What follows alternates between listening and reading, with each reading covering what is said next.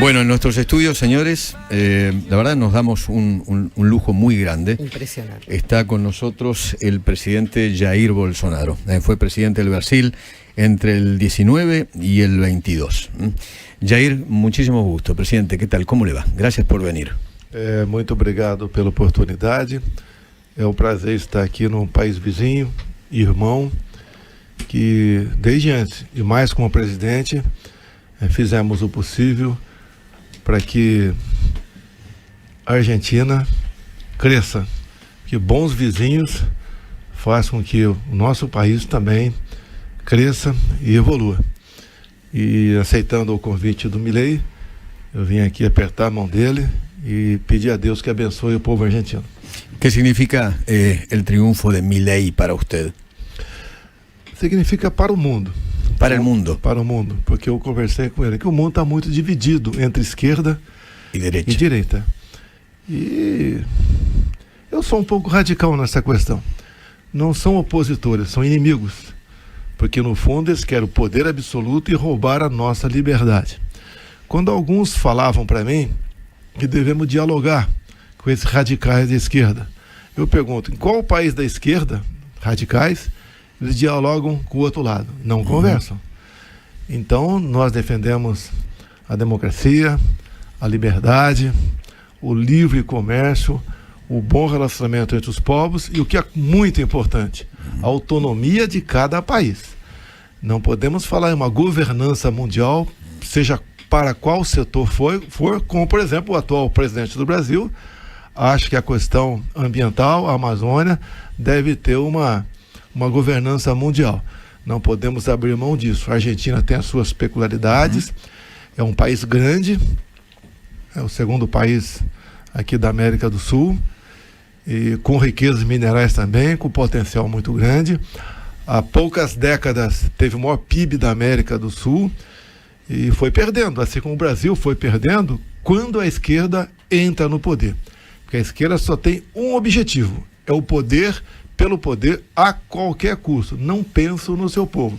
Assim como a Argentina empobreceu com a esquerda, o Brasil também empobreceu com a esquerda.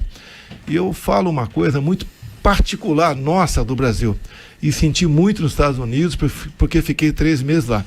Nos Estados Unidos há uma migração muito grande de pessoas que moram em estados democratas, no nome apenas, né? Mas são mais de esquerda, que migram para os republicanos.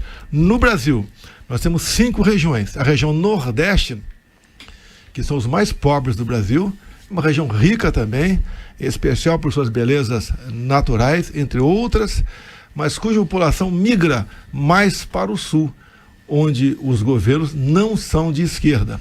E a maior cidade do Brasil, que contém nordestinos, é São Paulo. Por que essa São Paulo tem tanto nordestino? Porque eles fogem dos seus estados que não têm perspectiva, não oferece meios, e a pobreza sempre se faz presente. E por que isso? Porque há 20 anos o PT, aquela região do Nordeste... O PT, o Partido dos Trabalhadores de Lula. Esquerda, sim, que são administrados pela esquerda. Deveria ser a melhor região do Brasil, e não é. E quando chegam em outros estados, muitos continuam votando na esquerda. E daí eu levo isso para eles. O que fez você sair da tua terra foi exatamente a esquerda. Não queira colocar aqui agora, em outros estados, como Rio Grande do Sul, Santa Catarina, Paraná, São Paulo, a mesma dinâmica que existia lá, que é ruim para todos nós. Presidente, ¿cómo fue dejar el poder? ¿Fue traumático para usted? ¿Cómo está su familia? ¿Cómo está usted ahora, fuera del poder? Fora do poder, eu continuo sendo assediado, arrasto multidões pelo Brasil, as imagens mostram, não são as minhas palavras, enquanto que... Un segundo. Eduardo Bolsonaro es el hijo, y por ahí nos puede ayudar un poquitito con la traducción. Está hablando que se mira los videos por donde pasa el presidente Bolsonaro en Brasil, sigue teniendo miles y miles de personas junto con él. Sí. Se va a cualquier sitio, se cruza la calle, ahí está centenas de personas. Pasó aquí en la puerta de la radio, lo vi recién, ¿no? Gente saludándolo, ¿no? Vamos fazer teste daqui a pouco no centro aqui da Buenos Aires. En un rato más se va a hacer un teste en la calle Florida. ¿En serio? ¿Va a caminar por la calle Florida? Va a caminar. ¿Cómo es su familia? ¿Nos puede contar de ella? Tenho uma esposa, tenho uma filha de 13 anos, o total são 5 filhos. É uma vida bastante presa, dado ao assédio pelo lado positivo. E tem os ataques, por parte da esquerda ainda, com muitas narrativas. Mas a gente aprendeu a viver dessa forma enquanto presidente da República. E hoje em dia ainda a população deposita muita confiança na gente e gostaria que a gente voltasse. Não é fácil a vida de presidente, porque os problemas são muitos. E você trabalha de domingo a domingo. Você raramente... Trabalha de domingo a domingo? Sim, raramente você tem uns dias de folga aí para dar um passeio. ¿En serio? Sim.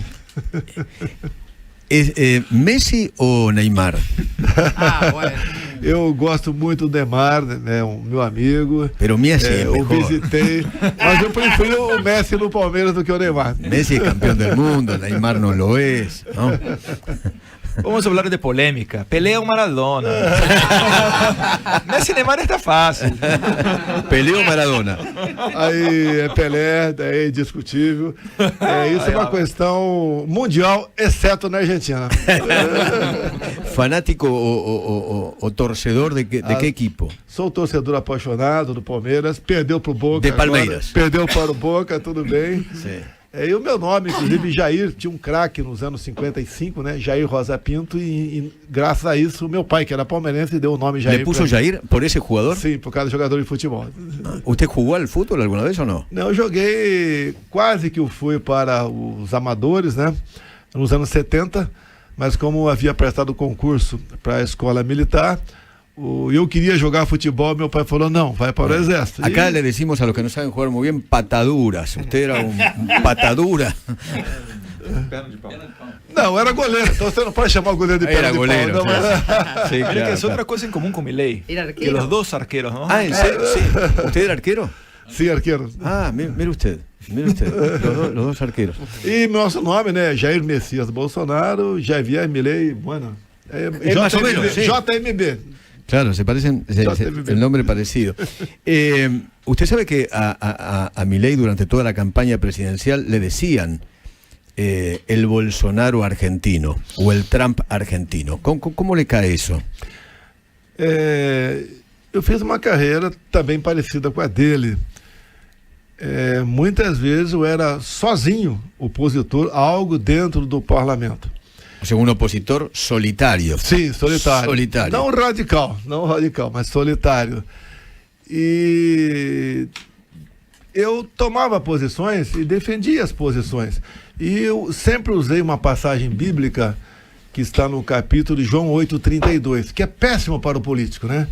Que diz, e conhecereis a verdade vos libertará. Como regra, o político não gosta muito da verdade, ele se esconde da verdade para poder ganhar a simpatia de todos. Bueno, Javier Milei justamente acá sorprendió en su campaña porque él dijo que iba a hacer un gran ajuste, él dijo la verdad y ganó con la verdad. Sim, sim. No mintió en campaña.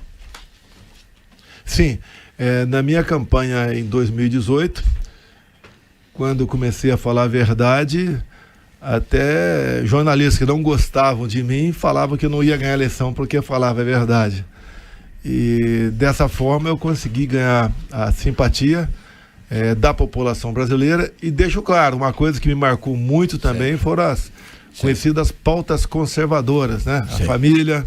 Espere, presidente, hay gente que está pidiendo que traduzca. Sí. ¿Podés, Eduardo, ayudarnos? Que está hablando que una cosa que ayudó un montón al presidente durante su caminada hasta la presidencia se fue el tema de los conservadores, el tema de la familia, de ser contra el aborto, en favor de la libertad, contra la censura, ¿no? En general son temas que son conectados con la verdad. Es que el efecto que nació con la internet, con la popularización de la internet, se fue el principal medio que alavancó a políticos como Milei, como Bolsonaro, como Geert Wilders ahora en Holanda, como Trump, para que sean Giorgia presidentes. Meloni, por ejemplo, en Italia. También. Sí, presidente. Sim, e isso marcou uma posição para a gente. Essa pauta conservadora de família pesa muito no Brasil e acredito que na Argentina também, pela nossa origem judaico-cristã. A usted también, perdón, presidente, a usted también le decían que era nazi, fascista, Sim. de ultraderecha. São as acusações contra a gente e exatamente o contrário, né? Quando se fala em fascismo, é o Estado. E eu diminui o peso do Estado no Brasil. Eu desburocratizei muita coisa. Nós criamos uma lei conhecida como a Lei da Liberdade Econômica, que fez com que o Brasil suportasse melhor os impactos da pandemia, né, na questão econômica. Sí, Eduardo, ¿qué? Está hablando que todo que he acusado de izquierda, los zurdos, contra el presidente Bolsonaro, se pasó que la verdad es que es justo el revés. Cuando se habla que son fascistas, en la realidad fascismo es un sistema que centraliza el poder. Y lo que se pasó es que el presidente Bolsonaro lo descentralizó. Permitió a los alcaldes, a los concejales, a todos para que tengan más plata y más condiciones de arreglar la vida de las personas. Fue en contra de la autocracia, ¿no? Sí, sí, contra la casta. La casta, igual que Milei, claro. Nenhum governo gosta de abrir mão de poder. Eu sei que o assunto foi tratado aqui também. Eu dei autonomía al Banco Central. Por ejemplo, hasta el presidente Bolsonaro se fue ahí al punto de Eduardo Bolsonaro, un estadista tan grande que abrió mano del poder que tenía él, a punto de dar autonomía al Banco Central. Autonomía al Banco Central. Porque casi siempre que se pasa que... Independencia, digamos. Sí, la sí, independencia del Banco Central que es clave. Sí, les encanta hacer intervenciones, sí, claro, poner arriba, poner abajo el interés y todo eso, como sabés, la devaluación de la moneda. Y el presidente Bolsonaro no salió, sacó el Estado de poner sus manos adentro del Banco Central. E tomamos algumas medidas que os banqueiros não gostaram. Nós criamos no Brasil lá algo que é conhecido como PIX. Ou seja, eu aqui com esse telefone celular, transfiro para alguém do Brasil, qualquer importância, e ele para mim paga minhas contas sem qualquer taxa. Ou seja, sem a sua ida, sem a sua participação junto com qualquer estabelecimento bancário pagando alguma coisa. Sim. E os banqueiros perderam bilhões de reais com essa atividade, com essa inovação nossa. ¿Puedes explicar, Eduardo? Sí, que hasta incluso creó un sistema de transferencia bancaria sin impuestos, automática, que las personas pudieran hacer mucho más transacciones. Entonces dio mucho más libertad y todo sin impuestos. Esto, por supuesto, se quedó que los banqueros no les gustó los nada. Los banqueros odiaran esto. Odiaran. Sí. Entonces mira que Bolsonaro con la independencia, porque se fue electo sin acuerdos con grupos de intereses, sin acuerdos con políticos, con la casta como habla Milei, le dio la independencia suficiente para que ponerse adelante los intereses de las personas. Okay. Uma coisa muito importante na economia nossa, começou com o governo Temer, mas nós fomos ao final. Nós praticamente eliminamos o sindicato das questões trabalhistas brasileiras. Ok. ¿Le puedo preguntar sobre el conflicto de Hamás-Israel? Porque yo he leído que el presidente Lula ha tenido una posición muy pro-Palestina, muy pro-Hamás, ¿no? Muy pro-terrorismo. Me gustaría saber su posición. Eu sempre fui admirador do Estado de Israel. Só milagre explica a existência do Estado de Israel. Neste episódio, para você ver a enorme diferença entre eu e o Lula, eu desde o começo estive do lado de Israel e disse que eles tinham o direito de lutar contra os terroristas, coisa que o presidente Lula não aceita tratar o Hamas como terrorista. Sí. Es importante que esto lo traduzca muy bien. Que desde el principio siempre he creído que la existencia del Estado de Israel es un milagro, que desde siempre también Lula se ha ponido al lado de los terroristas y Bolsonaro justo al otro lado, siempre dando la posibilidad de defensa al Estado de Israel para que luche contra los terroristas. Eu falo milagre porque é um pequeno pedaço de terra que não tem petróleo, não tem praticamente nada, não tem recursos minerais e vários países na vizinhança né, nunca foram simpáticos a Israel. E um ou outro ainda quer e tem como objetivo final a eliminação do Estado de Israel. Israel sobrevive graças à tecnologia, ao esforço de um povo e, no meu entender, o milagre de Deus também. Que Israel tiene un territorio chiquito, que hasta no hay petróleo ni muchos recursos naturales. Por eso habla que se fue un milagro la existencia de Israel. Y también igual los vecinos, hay muchos que no les gusta, les molesta esta presencia de Israel. Entonces ahí está sobre el milagro. Israel sobrevive gracias por cuenta de su tecnología para su defensa. O sea, para usted, Lula es pro-terrorismo. Sim. Lula es pro-Hamas. Sim, e falo com conhecimento de causa. Em 1990, 33 anos atrás, criou-se o Foro de São Paulo. Exato. E por ocasião da criação, Lula estava presente, Fidel Castro presente e as Farc, Forças Armadas Revolucionárias da Colômbia, um grupo terrorista, que inclusive manteve Ingrid Betancourt, uma senadora colombiana sequestrada por 6 anos na selva. Y hasta habla porque conoces a Lula da Silva, que sos pro-terrorista, incluso por cuenta de que en 1990 he creado el Foro de São Paulo, un grupo que reunió no solamente Lula y Fidel Castro, pero también los guerrilleros de las FARC, después de la Guerra de Colombia, que incluso sequestraron a la senadora colombiana Ingrid Betancourt por 6 años. Inclusive, Lula sempre esteve ao lado de Fidel Castro, defende a ditadura de Daniel Ortega, e que da Nicarágua, um governo inclusive que prende padres, expulsa freiras, praticamente ataca as religiões porque ele vê como um obstáculo ao seu projeto de poder absoluto a essência da religião.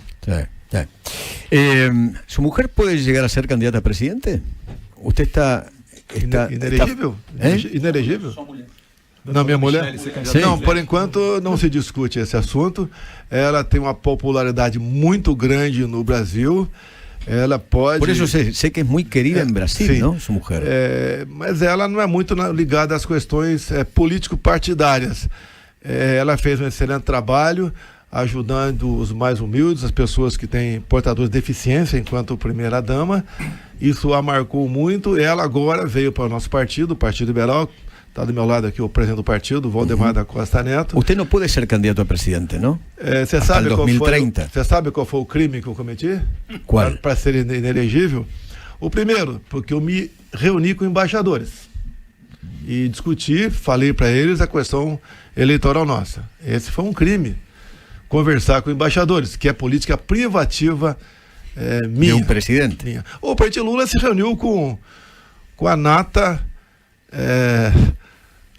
das lideranças em comunidades tomadas pelo tráfico no Rio de Janeiro, sem qualquer aparato de segurança ao lado dele. Puedes traduzir isso, Dardo? E outro crime que eu cometi por ocasião do 7 de setembro, a data da nossa independência, eu botei do meu lado um grande empresário que paga por ano mais de 3 bilhões de reais em impostos.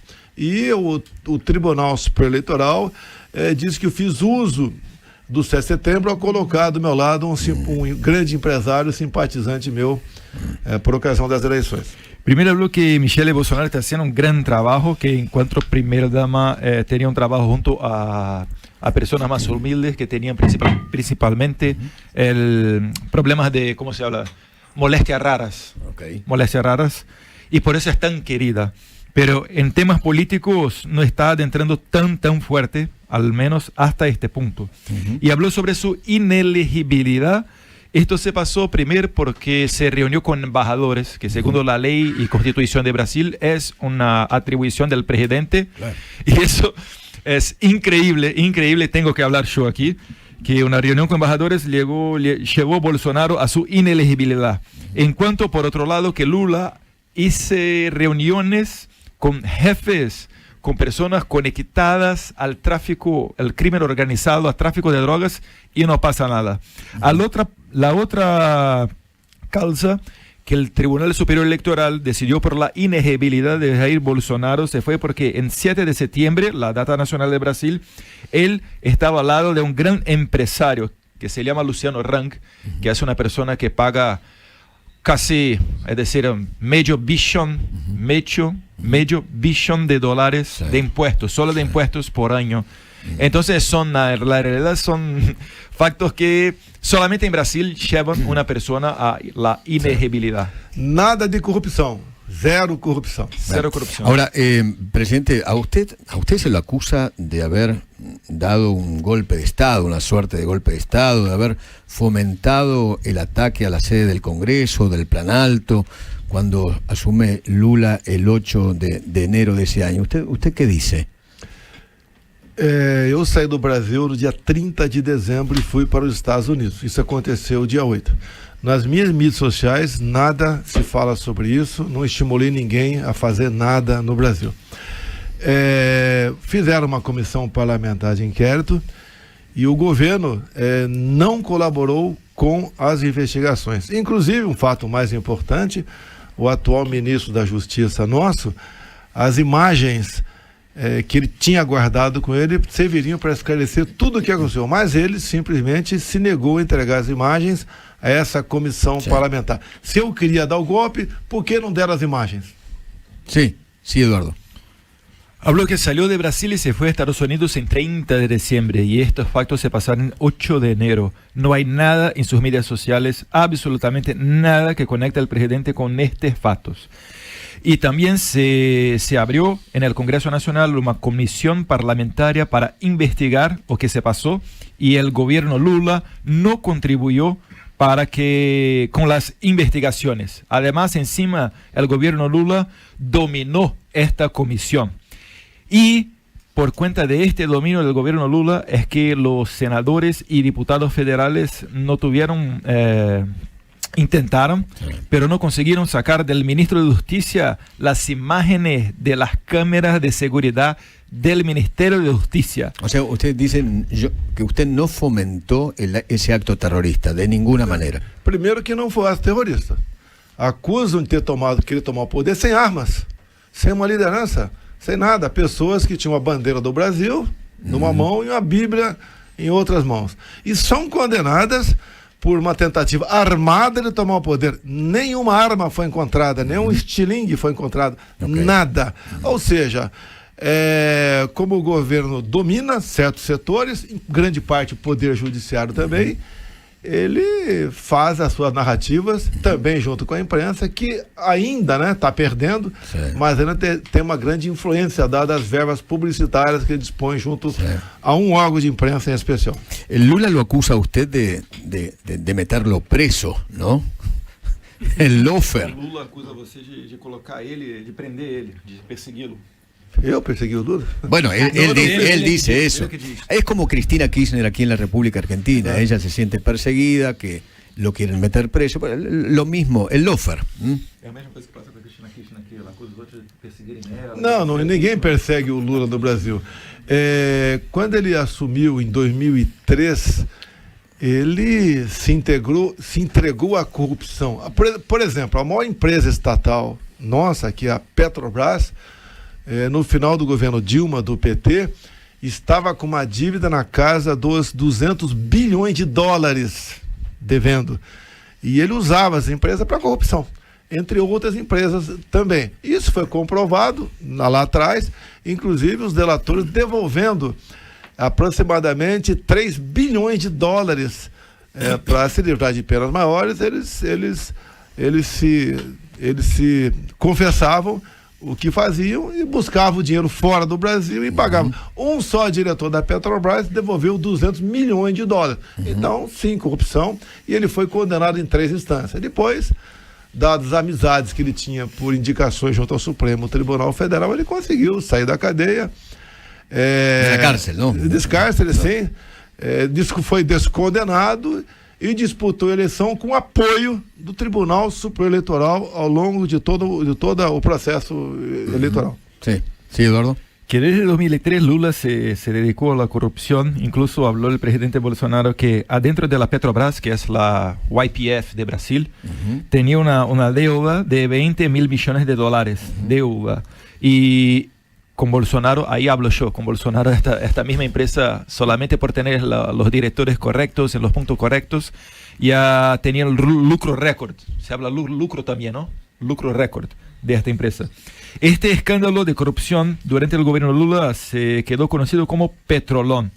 E incluso en las investigaciones, los delatores, que son las personas que confesan a sus crímenes buscando por una punición más tranquila, los delatores devolvieron a Brasil 3 mil millones de dólares. Solamente un director, tercero escalón, tercero nivel de la empresa, devolvió 200 millones de dólares. O sea, claramente para usted, Lula es un corrupto. Não há a menor dúvida. A política dele é comprar. Como, por exemplo, ele voltou agora a exercer a mesma prática. Ele pega as empresas estatais e entrega para grupos políticos. Pega os bancos oficiais, como o Banco do Brasil, Caixa Econômica, o BNDES também, um grande banco de fomento, ele entrega para grupos políticos para conseguir apoio dentro do parlamento brasileiro. Está muy claro. Está muy claro. Es un corrupto, eso es lo que está queriendo decir. Y no solamente el presidente, sino que todos los jueces, porque Lula cuando se fue condenado se pasó por un primer juicio, después la pena se quedó más mal en un segundo juicio en tribunal, y junto a Suprema Corte de Brasil, los tribunales superiores también. Por cuenta de su amistad, uno de los jueces de la Suprema Corte soltó a Lula y lo cambió en elegible. Sí. O ministro muito importante do Lula, Antônio Palocci, em delação premiada, você vê as imagens, ele diz, inclusive, que no final do seu governo, ele arranjou uma conta no exterior para Lula e outra para Dilma, de aproximadamente 200 milhões de dólares. Isso é falado e comprovado, tá? Então não tem dúvida quem foi o Lula e quem é no momento. Agora, ele tem um poder muito grande junto às pessoas mais pobres, as menos esclarecidas, de convencê-las, como por exemplo na campanha que ia dar picanha para todo mundo, todo fim de semana. Populismo puro. Cerveja. Sí. Populismo puro. Esto se pasó con ustedes también, ¿no? Sí, igual. Promesas de asado y cervecita. Asado. Exactamente. Y al final destruyen la churrasquera donde se hace el asado. Exactamente. Y ahora Lula quiere nombrar, creo que a su abogado, ¿no? Al doctor Dino. Sí. En la Corte Suprema de Justicia. Também. Al ministro Flávio Dino. Nós temos 26 estados no Brasil. ¿Usted lo ha catalogado de comunista? Sim, ele integrou o Partido Comunista do Brasil. Ele fala que é apaixonado por Lenin. E Lula lo quiere en la Corte. E quer na Corte, sim. Há um desequilíbrio muito grande entre o Poder Judiciário e o Legislativo. Sim. Tá? E essa diferença vai aumentar mais caso o Flávio Dino chegue lá. E dos 26 estados do Brasil, o Flávio Dino, Partido Comunista do Brasil, comandou o estado do Maranhão. E é o pior estado do Brasil nos índices de pobreza. Es que Lula está indicando su ministro de Justicia, Flávio Dino, para la Suprema Corte. Y Flávio Dino antes se fue gobernador de la provincia de Maranhão, que es la provincia que tiene los peores números de todos de Brasil. Como si fuera Concordia, acá. Más o menos.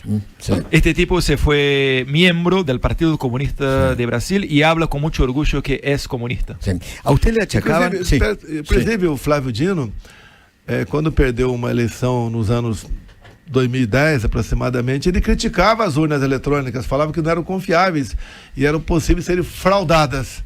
E por eu ter feito críticas com comprovação no mesmo sentido, também foi uma causa da minha inelegibilidade. Sobre o voto eletrônico, não? Sim.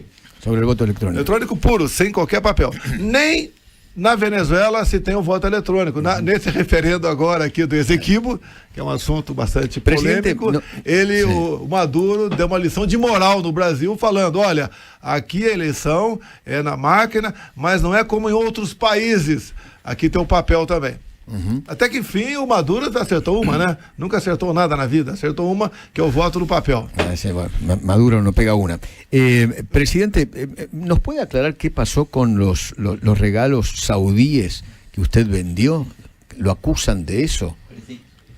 Los presentes da Arábia Saudita. Presente? Sim, esses presentes, os regalos. É muito comum você receber presentes, todos os presidentes recebem. O Lula mesmo usa um relógio. E a lei brasileira. Lula usa um relógio de quem se dá? Jacques Chirac.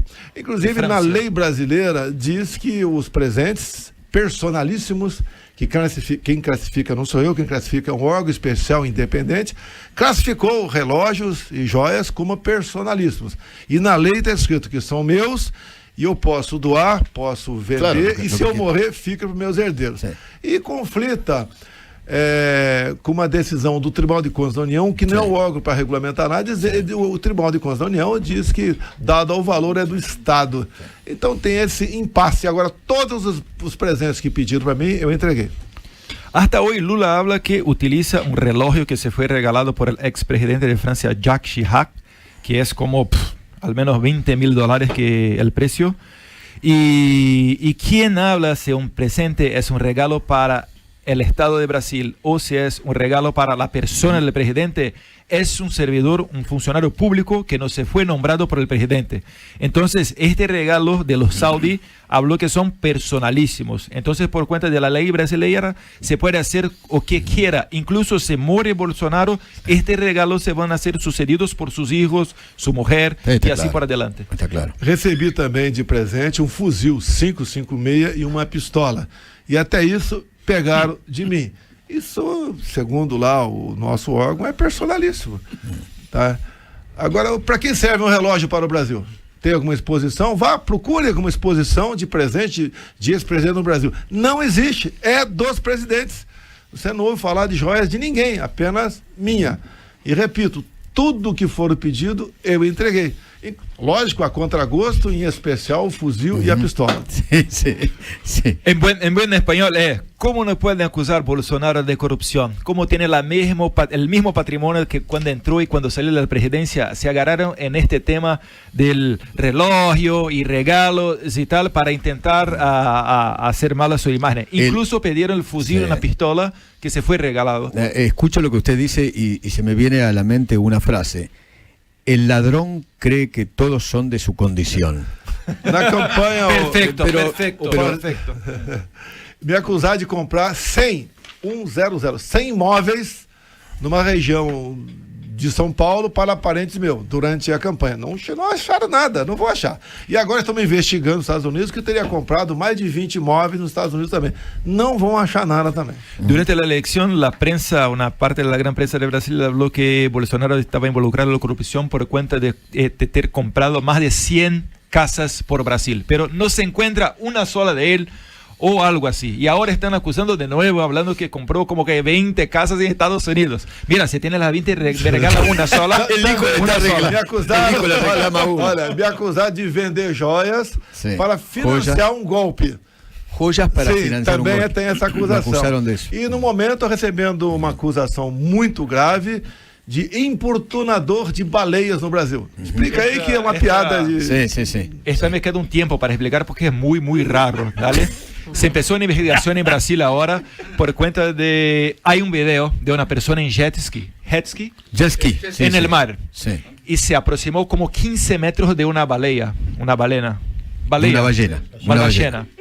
Y se empezó una investigación para ver si en el jet ski se fue el presidente Bolsonaro, porque esto configura un crimen de molestar la ballena. Sí. 1 a 4 anos de cadeia é a pena que já botaram, que eu vou cumprir brevemente, por importunar um cetáceo. 4 años de cárcel por importunar la ballena. Discúlpeme, presidente, ¿tiene miedo de ir preso? Porque tiene tantas acusaciones. No Brasil, o que mais se vê hoje em dia é inocentes sendo presos. Tem pessoas que nem entraram em nenhum prédio público e já foram condenadas pela última instância, porque 8 de janeiro. Essas pessoas foram para a última instância, não teve primeira, segunda, terceira, a 17 anos de cadeia. Se você, por exemplo, discutir no Brasil urna eletrônica, se tiver mandato, você perde o mandato e fica inelegível. E podendo, inclusive, ser preso por desconfiar da urna eletrônica. Que ninguém adota ela no mundo todo, nem a Venezuela. Sí, Eduardo. Las condenas que están se pasando por cuenta de lo que se pasó el 8 de enero de Brasil son muy exageradas. En Brasil se puede hacer lo que quiera, pero no se puede hablar nada del proceso electoral o de las maquinitas de las urnas electrónicas, porque incluso si sos congresistas y habla algo de eso, pone en riesgo su proprio mandato. Pero tienen, perdón, mi pregunta es, ¿tiene miedo de ir preso o no? Tudo, até você, se você for do Brasil, você pode ser preso. Né? Qualquer pode ser preso no Brasil hoje em dia. Lula foi preso. O presidente aqui, mas foi por corrupção. E foi antes do ministro conhecido. Pero Lula lo quiere preso, Lula. Eu tô, por exemplo, o nosso partido, por ocasião das eleições, nós peticionamos o Tribunal Superior Eleitoral sobre um problema. Claro. Em poucas horas, o presidente do Superior Tribunal Militar arquivou a ação e nos aplicou uma multa de 4 milhões de dólares. Essa é a democracia no Brasil no momento. Su partido reclamó sobre algunos de los procedimientos electorales, o que está 100% de acuerdo con la Constitución y la ley de Brasil, y igual también es la atribución de un partido político hacer esto, y en respuesta el Tribunal Superior Electoral multó en 4 millones de dólares nuestro partido. Okay. Fin para el tema. tengo un llamado telefónico. ¿Charlamos juntos? Hola, Eduardo. Sí. Eduardo, un placer saludarlo, gustoso de estar. Presidente Lula, buen día. Mayor presidente de la historia do Brasil. Eu aqui lo puedo decir porque no hay ni jornalistas, ni de O Globo, ni de Bandeirantes. Saludar al querido Jair y decir: ¡viva Milei! ¡Viva Bolsonaro! ¡Viva la derecha, carajo! ¿Habló alguna vez con...? Uma emoção muito grande, recebeu telefonema. Y agradecido, presidente, por sus palabras hacia mi persona. É muito querido no Brasil, o Lula, realmente. Uma pessoa fantástica. Tão fantástica que ele está fora do Brasil, querendo visitar o Brasil e não está conseguindo uma agenda com o vice-presidente. Te voy a decir algo, en 2030 te voto. Presidente, le agradezco tanto que haya venido, tanto. Y le agradezco mucho también el regalo, ¿no? Este vino con su nombre, Bolsonaro. Eu não sou muito apreciador de vinhos, mas eu concordo, né? Yo tampoco tomo mucho. O vinho argentino é muy bueno. Sí, le agradezco mucho haber venido. La verdad que para nosotros es un lujo que haya estado en los estudios de Radio Mitre. Gracias, presidente, por todo. Obrigado e quero dar um abraço no Milei e pedir a Deus que abençoe o povo argentino, um país muito importante, que só com bons vizinhos nós podemos ser grandes. E sempre respeitando as características de cada país y a su soberanía acima de todo. Presidente, gracias. Un gusto muy grande. Gracias. Señores, el presidente Jair Bolsonaro en nuestros estudios. Ya venimos. Alguien tiene que decirlo. En Mitre. ¿Ya descubriste?